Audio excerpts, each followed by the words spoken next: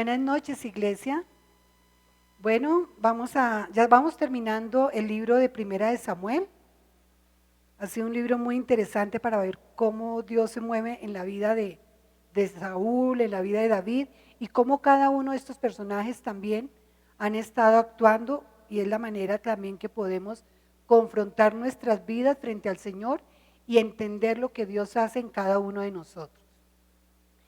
Hoy vamos a ver el capítulo número 28, en donde se llama Saúl está asistiendo donde la adivina de Endor. Pero vamos a mirar por qué termina él asistiendo allí donde está adivina. Entonces vamos a recordar algo de lo anterior. Vemos que la vez pasada vimos que David le perdona la vida a Saúl por segunda vez. Bueno, de todas maneras es perdonada su vida, porque recordemos que David siempre dijo que él no tocaría al ungido del Señor, sino que el Señor mismo haría lo que tenía que hacer en la vida de Saúl, y no permitió que ninguno de sus hombres, que en un momento dado decían, ay, Dios lo puso aquí, ya te lo entregó en las manos, acabemos con su vida, tampoco nunca permitió que fuera otro el que tocara la vida de Saúl. Entonces vemos aquí que después de que él fue y supo en dónde estaba Saúl, recordemos que Dios lo hizo caer en un sueño profundo a él y a todos sus hombres que lo estaban rodeando, porque inexplicablemente cómo iba a llegar David y sus hombres allí, y uno de ellos acercarse directamente donde estaba durmiendo Saúl para tomar el vaso del agua donde el cual él tenía siempre, y la lanza que estaba clavada en el piso al lado de él, listo para cualquier ataque. Entonces, solamente Dios tenía que haber hecho caer en un sueño profundo a estos hombres, y la palabra lo dice, la vez pasada lo leímos en el 12, que dice, se llevó pues David la lanza y la vasija de agua de la cabecera de Saúl y se fueron. Y no hubo nadie que viera, ni se entendiese, ni velase, pues todos dormían porque un profundo sueño enviado de Jehová había caído sobre ellos. Entonces veamos que Dios sí puede hacer cosas que son inexplicables en un momento dado para salvar nuestras vidas también. Y en ese caso, pues también quería mostrarle a Saúl, no solamente que su vida fue preservada, sino también dejarle ver a Saúl lo que David, la integridad de David, de cómo él respetaba la autoridad que Dios había puesto en ese momento. Una vez que despertaron, recordemos que él empezó a hablar y a decirles, miren, hablar de lejos, porque estaba uno distante del otro, y que Saúl dijo, ay, esa no es la voz de mi hijo David. Y efectivamente David le dijo que sí, y le fue manifestando, mira, tengo tu lanza, tengo tu vaso de agua, todo esto. Entonces Saúl se quedó asombrado, porque realmente lo tuvo en las manos y no acabó con su vida, donde le estaba mostrando que él no era su enemigo, mientras que Saúl constantemente estaba buscando a David para acabarlo. En ese momento, él estaba buscando a David para terminar la vida de David, porque él pensaba que terminando la vida de David, el rey próximo, aun cuando Dios ya le había dicho que no sería de parte de él, sería Jonathan, o sea que no sería de su descendencia, él quería seguir llevando a cabo este plan, pero los planes de Dios cuando están así, exactos, no hay quien los transforme. Entonces vemos que Saúl no pudo hacer nada para que el plan de Dios se cumpliera, y a través de David viene la genealogía de parte del Señor Jesucristo, que era el plan como lo tenía el Señor. Entonces ya vemos que Saúl le dice a David que volviera con él y todo, pero realmente lo que menos quería, Saúl le dice a David, pero lo que menos David quería era estar ya cerca de Saúl. Entonces, ¿qué hace? Cada uno toma su lugar y David se va supremamente lejos. Tan lejos fue que él prefirió irse a la tierra de los filisteos. Y en la tierra de los filisteos se presentó frente al rey Aquís, que era el rey de Gat. Entonces, él le dijo que por favor, que si hallaba gracia a sus ojos, pues que le diera un lugar donde poder vivir y estar allí en ese lugar. Y efectivamente le dio el lugar de Siclac, y allí, que más adelante fue parte de los reyes de Judá hasta el día de hoy. Entonces, él le delegó, le dio ese lugar para que pudiera habitar allí. De todas maneras, entró de una manera muy encubierta, pues él necesitaba era que le dieran un lugar para poder estar con sus hombres. Recuerden que eran 600 hombres los que tenía David, y necesitaba pues un buen lugar amplio donde poder estar.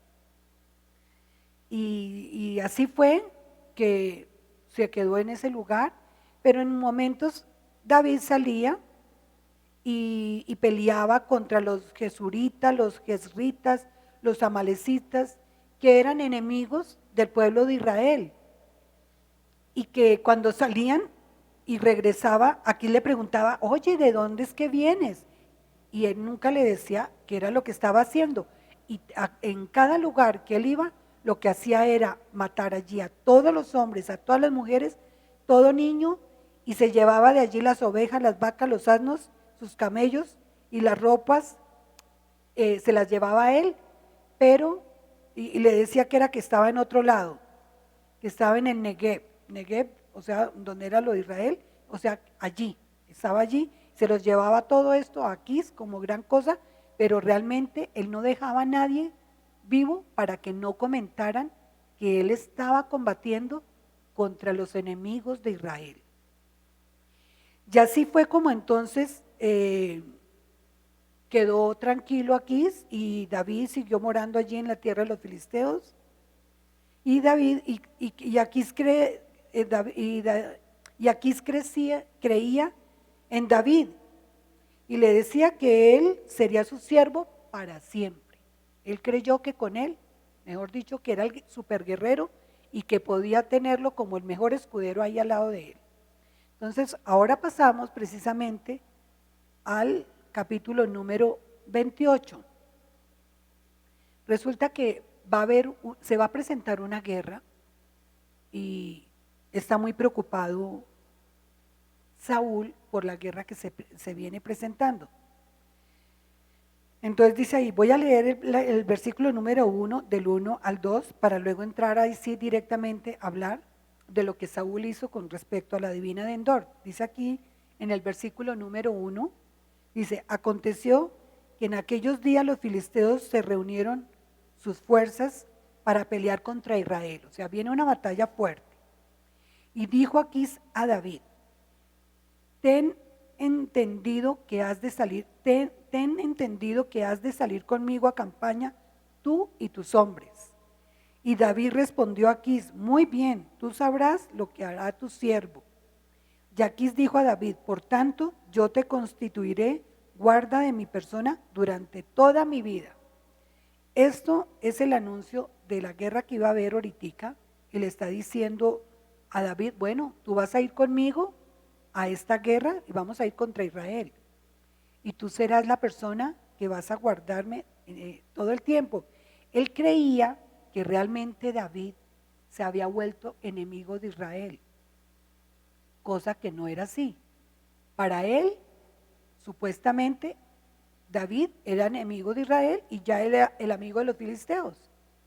Entonces dice aquí que Saúl escuchó con respecto a lo que venía, y estaba muy preocupado, y buscó a Dios, se presentó delante del Señor, y ni por el Tumí, ni por dice ahí que por ningún lado Dios le quiso hablar.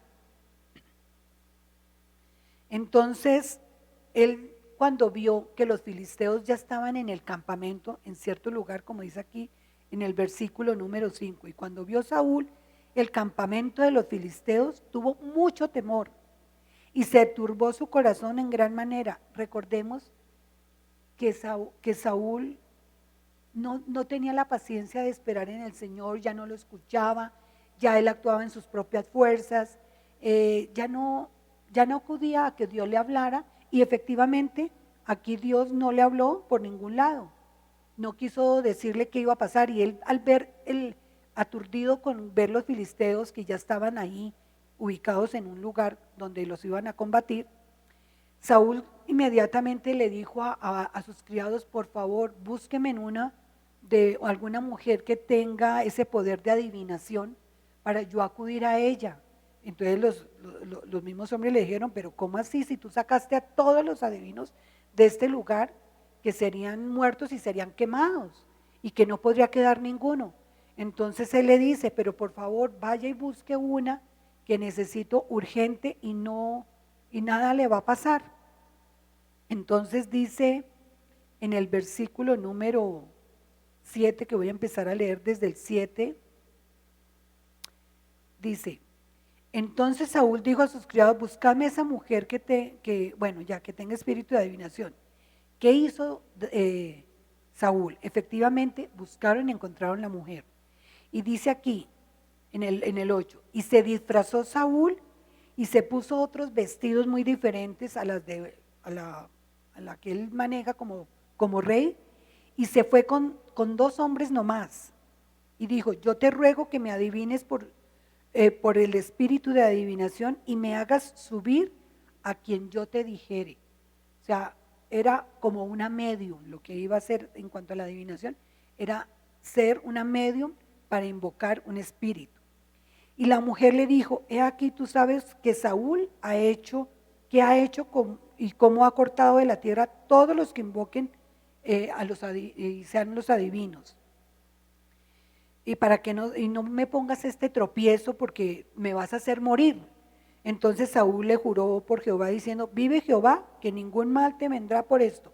Sin embargo, en ese momento la adivina no sabía que era Saúl, porque iba disfrazado, no se daba cuenta quién era.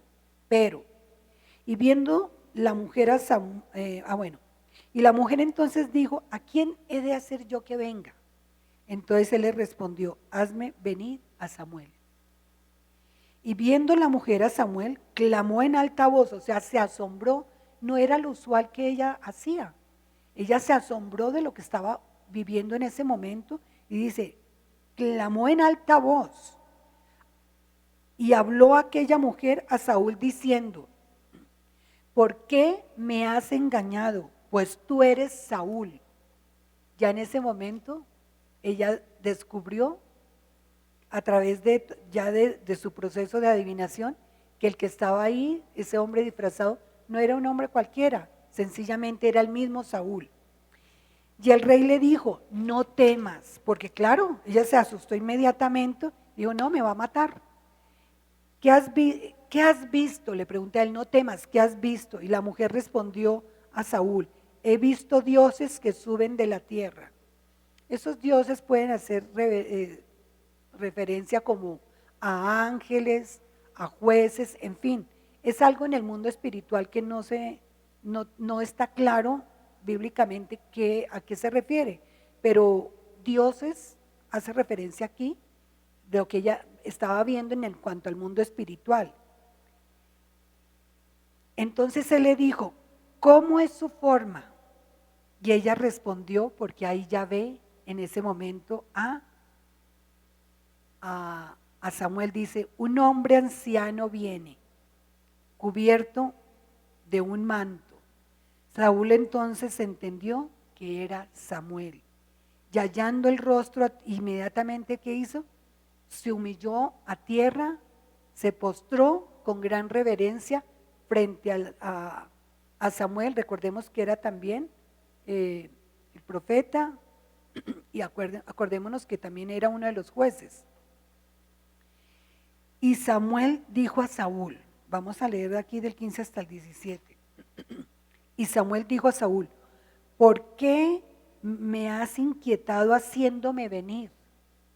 O sea, ellos están allá en un reposo, están tranquilos, están en una paz. Por eso dice: ¿por qué me has inquietado haciéndome venir?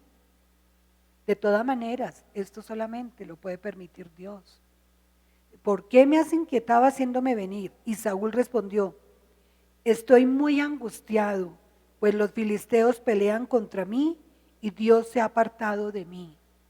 Y no me responde más ni por medio del profetas, ni por sueños. Por esto te he llamado para que me declares lo que tengo que hacer. Entonces vemos aquí una vez más que él no está dando ninguna espera, sino de una vez acudió donde la adivina, porque como vio que Dios no le respondió, y es claro que él dice, Dios se ha apartado de mí, no me quiere hablar por ningún lado, pero dime tú, que como él antes acudía a Samuel, todo el tiempo era con Samuel, dime tú, ¿qué he de hacer? La guerra se está casando y estoy muy angustiado. Entonces Samuel dijo, ¿y para qué me preguntas a mí si Jehová se ha apartado de ti y es tu enemigo?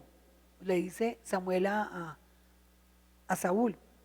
Jehová te ha hecho como dijo por medio de mí, pues Jehová ha quitado el reino de tu mano y lo ha dado a tu compañero David. O sea, ya no más, no sigas insistiendo, deja esto quieto y no sigas buscando, o sea, no sigas luchando en tus fuerzas.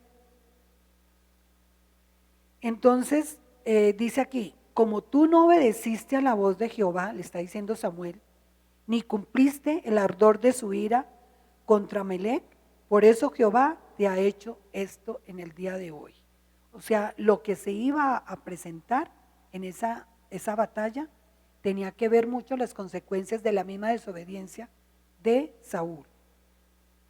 Entonces le dice tres cosas de las cuales él estaba esperando que se le confirmaran. Primero, el reino sería dado a David. Es una de las cosas que nuevamente le confirma Samuel a Saúl. Los filisteos derrotarán a Israel al día siguiente. O sea, no vas a ganar, la batalla se va a perder, los filisteos van a derrotar el pueblo de Israel. Y Saúl y sus hijos estarán con Samuel en la muerte. O sea, en esa batalla moriría tanto Saúl como sus hijos. Entonces, inmediatamente al recibir esa noticia tan angustiante, dice ahí que Saúl cayó a tierra. ¿Cuál largo es? Dice ahí, porque era alto. Cayó a tierra, además no había comido, iba en ayuno, estaba en ayuno y fue persuadido ahí mismo para que le dieran de comer, comiera algo antes de irse. Él no quería comer, pero le dieron algo para que retomara fuerzas y se regresara nuevamente a estar con el pueblo de Israel. Entonces, vemos aquí lo que acaba de pasar con la divina de Endor, que nos enseña que nosotros tenemos que perseverar en la búsqueda de Dios, en que Él nos dé respuestas a muchas cosas que de pronto nosotros tenemos pendientes y que Él no las va a responder.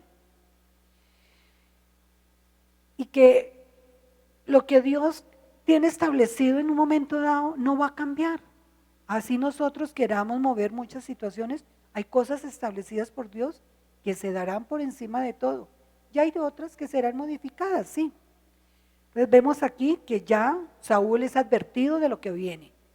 Ahora viene aquí en el capítulo número 29, que es los filisteos empiezan ya a desconfiar de David. Recordemos que David llegó donde los filisteos para estar lejos de Saúl.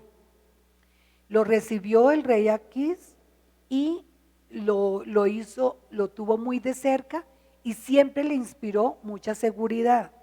Pero los filisteos, en cuanto a los príncipes de los filisteos, que cuando ya se iba a presentar esta guerra y que en un momento dado se juntaron todos, le dijeron, pero ¿cómo vamos a llevar a David a esta guerra? Les voy a leer aquí esa partecita para que tengamos claro. Dice, y los filisteos juntaron a todas sus fuerzas en Afec, e Israel acampó junto a la fuente que está en Jezreel. Y cuando los príncipes de los filisteos pasaban revista de sus compañías, a sus compañías de a 100 y de 1000 hombres, David y sus hombres iban en la retaguardia con Aquís. Y dijeron los príncipes de los filisteos: ¿qué haces aquí? ¿Qué hacen aquí estos hebreos? O sea, todos los hombres que llevaban David, pero ¿qué hacen estos hebreos aquí? Entonces Aquís le respondió a los príncipes que pues que David era un hombre de confianza y que él hasta el día en ese momento no le había hallado ninguna falta. Pero los príncipes se enojaron, se molestaron tremendamente por lo que iban y con toda la razón. ¿Cómo lo iban a llevar a la batalla cuando todos estos que eran del pueblo de Israel iban a ir en contra de Israel, iban los filisteos y él iba metido dentro del mismo grupo? Entonces ellos le dijeron: no, señor, nosotros no podemos permitir, ¿qué podemos creer si el día de mañana allá en medio de esa batalla este hombre se nos tuerce? Y empiezan ¿qué? A matarnos a todos y después que llevar sus cabezas para mostrar lo que hicieron con los filisteos. Entonces ellos mismos dijeron: ¿no es este el David de quien cantaban y danzaban diciendo: Saúl hirió a sus 1000 y David a sus 10,000? Entonces, para no tener más tropiezos aquí, llamó a David y le dijo: mira, ¿sabes qué? Regrésate nuevamente a tu lugar, mañana temprano sal para allá, porque no quiero tener tropiezo con los príncipes de los filisteos, ellos no están de acuerdo con esta salida nuestra. Lo cual, pues, era una forma también Dios de evitar que hubiera semejante confrontación. Muy seguramente es verdad, no sabemos qué iba a pasar. ¿Qué iba a pasar? Seguramente David, ¿qué iba a hacer? Pues no iba a matar a los del pueblo de Israel, pero tampoco se iba a cumplir lo que acababa de decir a través de Samuel, que ya había advertido la derrota de Israel. Entonces, de esto tenía que estar liberado David, de lo que iba a suceder en ese momento. Entonces, le dice: vuélvete porque a los príncipes no les agradas, vuélvete en paz para que no se desagraden los príncipes de los filisteos. ¿Y qué hizo David? Se levantó muy temprano de mañana y se volvió nuevamente a la tierra de los filisteos, y los filisteos se fueron ¿a dónde? A Jezreel. Recordemos en el versículo número 1 en dónde estaba el pueblo de Israel. Israel acampó junto a la fuente que está en Jezreel. Entonces aquí vemos cómo los filisteos fueron directamente ya a presentarse frente a ¿qué? A el pueblo de Israel. Y aquí dejaremos nosotros esta parte para ver el otro jueves directamente cómo se llevó a cabo esta batalla, cómo fue esa derrota, qué sucedió en ese momento, qué se presentó. Pero hasta acá vemos ya que los filisteos van a enfrentar directamente al pueblo de Israel y que David se regresa al otro lado libre de todo. Bueno, eso es todo por hoy. Les deseo una feliz noche y muchas bendiciones para todos.